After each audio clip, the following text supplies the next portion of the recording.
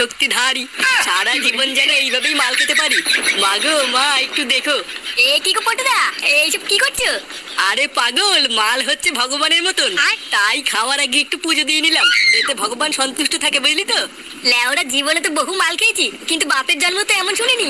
অত তো শোনা লাগবে না, আজকে তো শিখে গেলি নাকি। নে নে, মাল খাওয়া শুরু কর। চ্যাস। নাও পটুদা, শুরু করো। কি রে বড়া, তোরা মাল খাওয়া শুরু করে দিচ্ছিস? লেওরা আর 2 মিনিট দাঁড়াবি তো নাকি? আরে আমরা দাঁড়িয়েই ছিলাম, তারপরে তোর আসতে দেরি হচ্ছিল দেখে মেরে দিচ্ছিলাম।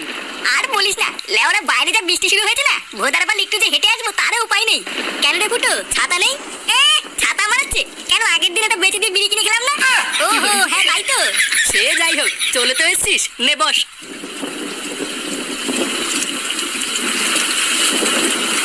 দে বাড়া একটু মাল দেখাই।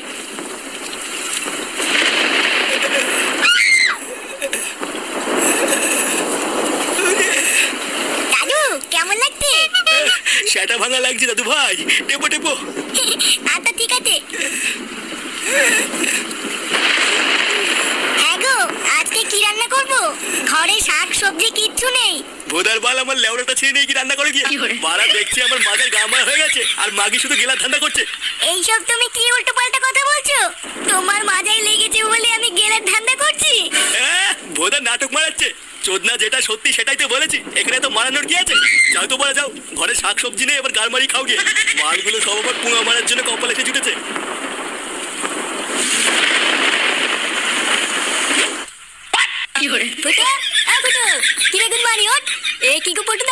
এর অবস্থা তো খুবই খারাপ।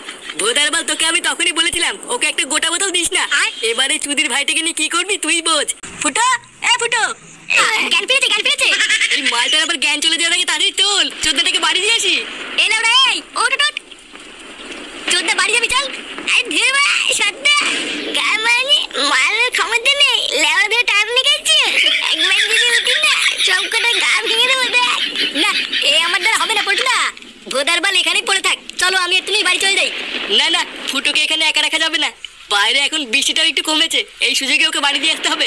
তুই এক কাজ কর ল্যাংচা, একটু জল দিয়ে এই মালটাকে আমি উঠানোর চেষ্টা করছি। আচ্ছা ঠিক আছে।